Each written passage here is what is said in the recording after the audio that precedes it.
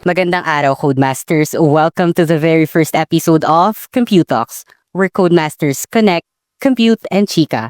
This is your safe and fun space here in the College of Computing Studies, kung saan we go beyond the codes and talk about the real stories that makes us who we are. From student life, org experiences, hanggang sa leadership journey, dito natin pag-uusapan lahat. Every month, we'll sit down, kwentuhan, and share insights na makatutulong sa ating lahat as Codemasters. And for today's episode, makakasama natin ang dalawa sa ating katangi-tanging student leaders. Not only they lead us, but they also are exceptional hard workers who stand as our anchor. Please welcome our dear Governor and Treasurer, Miss Ira Lorraine Torres and Miss Elinette Arcaño. So, first of all, guys, salamat at pinaulakan niyo yung invitation namin and we're very happy to have you here. Thank you. Perfect. So let's start with a simple question. Kamusta kayo ngayon?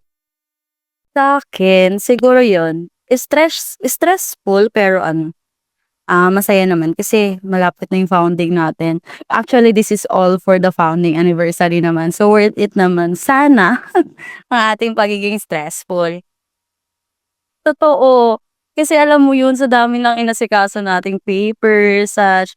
Alam mo, ang problema ko ngayon, hindi na papers. Actually, dati papers ang problema ko. Pero ngayon, naayos ko na yung papers. Ang problema ko ngayon is weather. Bakit tayo pinasok ni bagyong, anong bagyong? Hindi. Kiko. Yeah, bagyong Kiko. That's bagyong Kiko, I think. Yun. So, yun ang problema namin ngayon. Pero, naman, so far naman, kinakaya pa naman. And sana kayanin pa until next week. Kasi medyo, baka tamaan na tayo ng trangkaso dahil nahihilo-hilo na. Pero, so far yun. Okay naman kami. As of now, how about you? Then, same lang. Kasi lagi naman kami magkasama ni Go, di ba? Hanggang dito. Oh, that's what governor and treasurers are for. Tara na magkasama. So since diba napag-usapan naman natin yung founding anniversary na, can you give them at least a peek? Or Well, abangan nila. kung ano yung aabangan nila for our founding anniversary? Sige. Sa akin yung CCS night. So, ayun talaga yung pinaka-inaabangan ko. CCS night. Sa akin, lahat, syempre, kailangan, abangan nila lahat. Kasi lahat naman yung pinaghirapan namin. And talagang kinraft namin. Actually, kanina nga lang, yung sa meeting, kahit hindi ako pinapakinggan talaga, talagang, pinakilala ko sa kanila na magkakaroon ng ganitong contest. And sa kanila nga mismo nang galing na parang ang formal daw nung natin, more on skills, ganyan. Sabi ko naman, dun talaga dapat mag-focus kasi yun yung parang para mahasa yung skills ng mga students din natin. Actually, hindi lang naman dun nakafocus kasi second day meron naman tayong tournament, di ba? Although hindi tayo mag-roadshow, meron tayong kapalit na tournament. So, for me, lahat abangan nila kasi para sa kanila lahat yun. All the activities is all about for fun na naman. And the Hindi lang siya activities or contest. Per engagement din and entertainments din talaga yun ng students. Para sa kanila talaga yun. Kasi, yun nga, di ba, meron tayong focus na for second years or for first years, ganyan. Which is solely for them to enjoy and to parang practice their skill. Sa lahat, year level talaga mag-e-enjoy this CCS founding anniversary. Kung tatanungin mo ako kung ano ang pinaka-inaabangan ko talaga is the Multimedia Film Festival. Gusto kong malaman or gusto kong makita kung paano maging creative ang computing studies. Kasi hindi tayo ano ba yung mga arts kappa? Hindi tayo kappa, pero I think may ibubuga ang mga students ng CCS pagdating sa pag-edit ng mga videos and such. And yun talaga yung pinakaabangan ko kung sino yung mga sasali doon at kung ano yung mga entries na ipapasa nila. Ganon. So, yun yung mga abangan natin, guys, for our founding anniversary. Next week na yun. So, let's go to your student life. 'Di ba? Hindi lang naman kaya leader, hindi naman leadership lang ang struggle niya, 'di ba? You both are still student, just like me. And of course, graduating na, 'di ba? How do you feel na finally nasa last lap na tayo ng college life? And at the same time still leading the College of Computing Studies as the governor and treasurer. Sa akin, konting tiis na lang, ayan no. PICC na. Ikaw? Ang sa akin, siguro ang pinaka ko sa kanya, ang pinaka nararamdaman ko is parang nape-pressure pero at the same time excited. Kasi na siya na-pressure ako kasi nga yung mga graduating, parang kami na yung kasunod, di ba? Parang, uy, graduate na sila, tapos kami patapos pa lang sa thesis, ganyan. Ano ba kami? Makakagraduate din ba kami? Makakasunod ba kami sa PICC ba to? Road to PIC? Or road to 50th year? Hindi naman hindi ko naman ganun kamahal ang CCS para mag-50th year, pero mahal ko pa din naman ang CCS, kaya i-handle pa din namin sila. Pero yun nga, Pero walang mag-50th year dito, ne? pero yun nga, para sa amin nakaka-pressure pero at the same time excited na kasi patapos na. So, since Gov, ayun na nga, graduating na, do you believe, and this is your last term na din, di ba, as the governor din, and just like Ate Elise, last term yun na, do you believe that you've done enough for your position? Lalo na sa paghawak ng mga pera. Walang labis, walang kulang. Minsan sumasobra pa. Wow. Pero hopefully sana yung susunod sa akin, ganun, mas better pa sa akin. Alam kong hindi ako perfect ngayong term ko, pero hopefully next term na yung susunod sa akin is talaga, hindi naman sa perfect, pero mas better sa akin. Mas better. Oo. May transparency naman ako, go. Mas maayos. Ayun. Sa akin, oo naman syempre. Kasi hindi ko siya nirarant, pero kung isa-isahin talaga natin lahat ng nagawa ko or ginagawa ko as of now, talagang para sa students lahat din naman. Kumbaga hindi man lahat is para para sa students lang, para sa pa din, para sa ikakaayos pa din ng college. Kasi yun naman ang palagi namin iniisip na hindi lang naman students sa bumubuo sa college. Pero big part talaga ng college is the students. So sila ang focus natin. So actually yun nga, lahat ng ginawa ko last time, kahit nung mag-isa pa lang ako, nung representative pa lang ako, mag-isa ako, pero lahat yun is pinush ko para sa students. Then, as of now, kasama ko na kayo, yung mga executive and the new sets of committees, mas bearable. Tsaka mas, sa akin, mas madami akong nagagawa. Nakita nyo naman yung to-do list ko, di ba? Mahaba-haba yung listahan. Parang yung listahan ni Charles. parang yung script ni Charles, di ba? Ganyan kahaba. So, so since nabanggit mo, Agop, di ba, before this term, stand-alone ka lang before, di ba, as CCS representative. How were you able to, pass through that phase? Actually, hindi ko din alam. To be honest, hindi ko alam kung paano ko siya kinaya. Kasi, parang, nung ginagawa ko na siya ngayon, parang sabi ko, kailangan ko ng tulong nyo. Kayo gumawa nito, kayo gumawa niyan. Hindi ko napansin na ako lang pala mag-isa gumagawa noon that time. Na which is mas big pa siya. Mas big event pa siya kasi yung Compute Fest namin may pageant pa yun. Minister and Miss yun. Nagkaroon ako ng shortage sa manpower, nagkaroon ako ng shortage sa finance. Pero hindi ko alam paano ko siya kinaya actually. Pero, ayun, buhay pa naman. Nakikita niyo naman ako dito ngayon. So, it's kinayak siya kasi Second ba or third? first siya kasi the first one which is last year is just fest or Compute Fest. We call it Compute Fest kasi parang newly established college tayo. So we still doesn't have alumni. So, hindi siya matatawag na first founding anniversary that time. Pero supposedly, that was our first. So, yun nga. Pero, ang pinaka-counted is ngayon. Yung first anniversary natin is ngayon. So, medyo nakaka-pressure lang din kasi nga, ano siya, yung last time kasi hindi namin tinignan as first, di ba?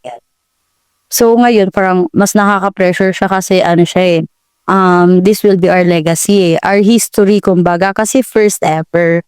So, nakakahiyang magkamali, nakakahiyang hindi matuloy, ganyan. So, yun talaga ang inaano ko. Pero, ayun nga, yung naging journey ko naman, kaya siguro hindi ako ganun na pressure kahit na ang dami kong ginagawa last time or ako lang yung mag-isa last time. Actually, hindi naman ako mag-isa. Meron naman akong committees. Pero iba pa din kasi talaga kapag may executive pa. Ganun. So, kaya siguro, kaya ako siya nalagpasan or what. Kasi hindi ko pinressure yung sarili ko na kailangan perfect yan, kailangan ganito. Pero it turns out better. It turns out better than expected. Hindi man siya perfect, pero better siya dun sa ina-expect namin na outcome. Kumbaga, naitawid namin. Kumbaga, sa madaling salita, ayun, naitawid. Ganon. So with all that experiences, Gov, I think naman you know better than us, and what are the things na takeaways mo din from that experiences that you could share and give advice na din to future and aspiring student leaders ng college natin? So, siguro ang takeaways ko doon is the planning. Focus on planning if you are interested in helping the students, ganyan. Kasi ang pinakaunang hahanapin sa inyo is annual planning, which is yung plano nyo sa buong taon. Kung ngayon pa lang, gusto nyo nang tulungan yung mga students, ilagay nyo sa annual planning nyo or i-focus nyo na yung planning nyo dun sa sa students, dun sa goal nyo para sa students. Kasi kung you as an aspiring student leader, hindi ko naman sinasabi na governor agad. Pwede kang may hierarchy naman yan. Pwedeng nag-start ka as mayor or as officer ng section nyo, ganyan. Then magiging committee ka na CSG or CBO, ganyan. Then unti-unti paangat ka as the one who leads the whole college, ganon. Kung dadating man sa point na maging governor kayo or someone who leads the college, focus yourself in planning. Planuhin yung maigi kung ano yung gusto nyo mangyari sa student 3, kasi para sa kanila yung ipaglalaban nyo. Kasi kayo yung magiging bosses talaga nila na kung ano ilalagay nyo doon sa magiging plano nyo na gusto kong magkaroon ng ganitong di ba sa platforms, makikita mo, gusto ko magkaroon ng ganitong platforms, yung merong yung review, yung parang review ng students. Hindi, siya, yung parang tulungan kayo mag-review. Ano tawag doon? Basta parang ganon group study sa college, yan. Para sa students yun. So, isasama nyo yung lahat sa plano nyo. Pero, wag naman kayo ma-pressure na, kailangan ko i-lead to, kailangan ko gawin to as governor or as someone who leads. Wag. Kasi pag na-pressure kayo, mami-mental block kayo . Mas may hirapan kayong mag-isip ng kung ano talaga yung focus nyo or yung goal nyo para sa student. Basta palagi nyo lang tatandaan na ang lahat ng gagawin nyo is bukod sa para sa college nyo, kasi syempre you have your pride as your as the representative of your college.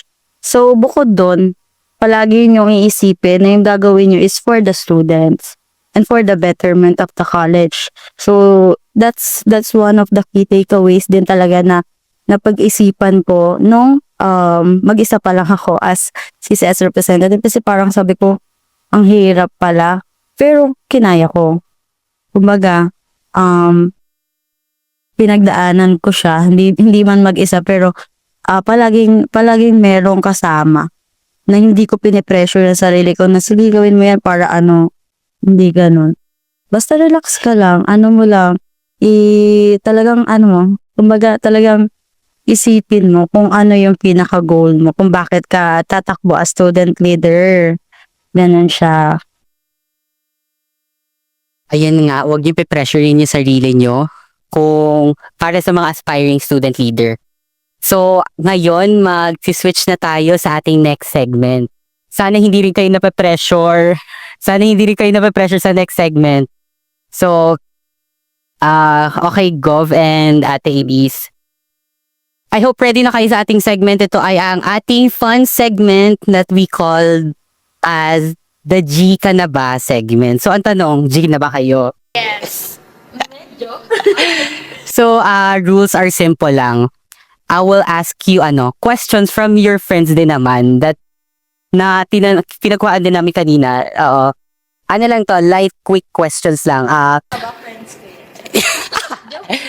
Yun din ang todo. Charot.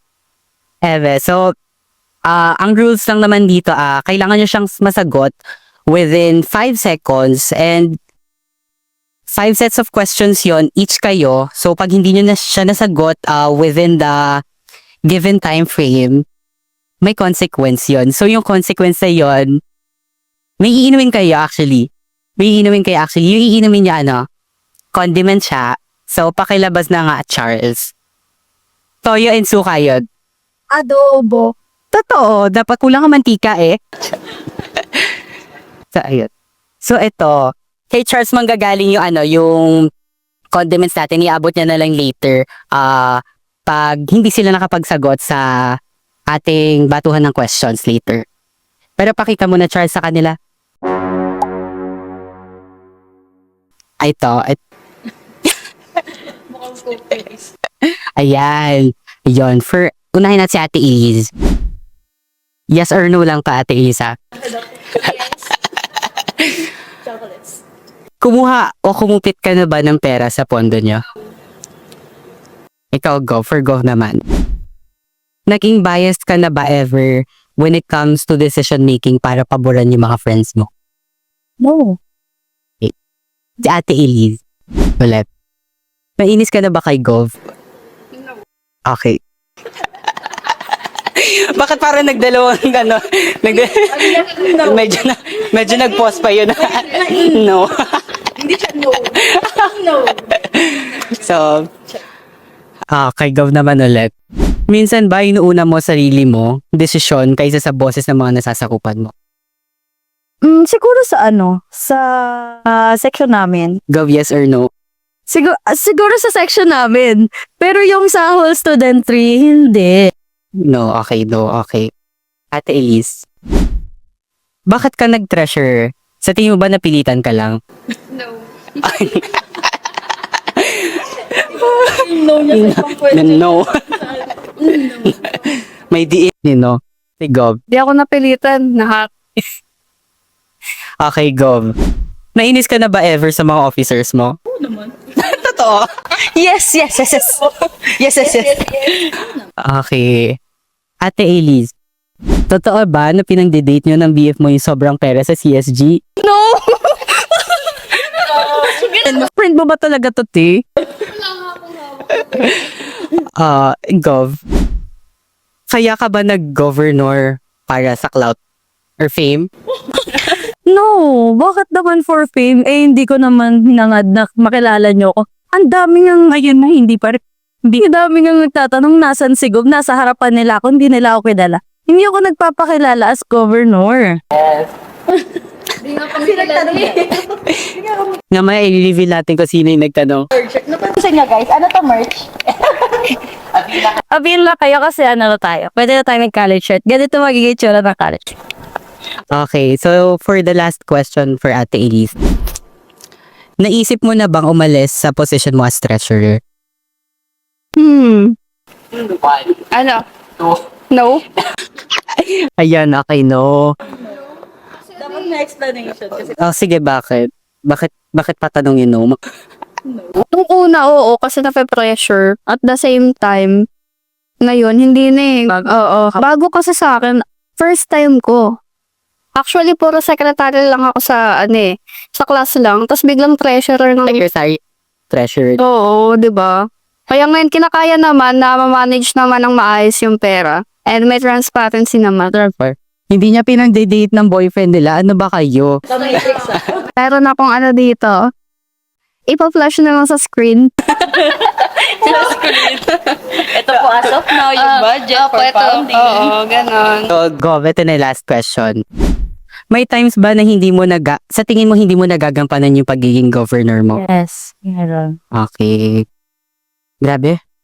Nasagot nila, wala man ako minom.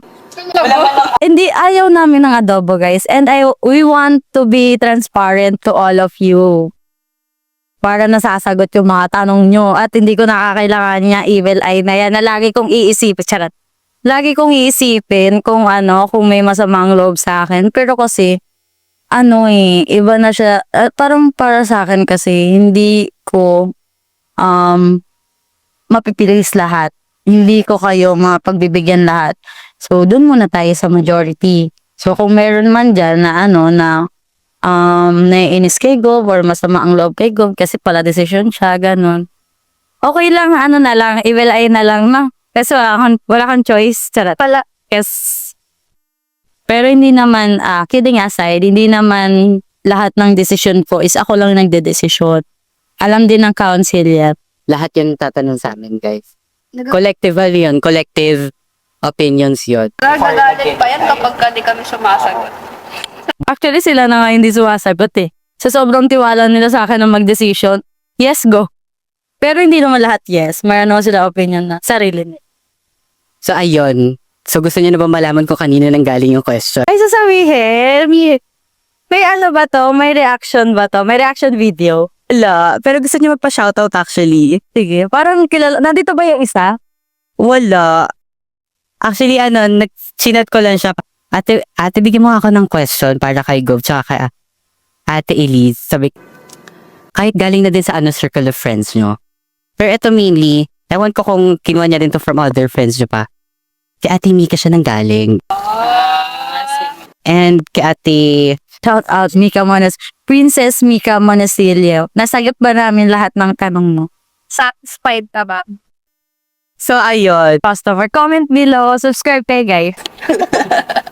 So, there you have it, Codemasters.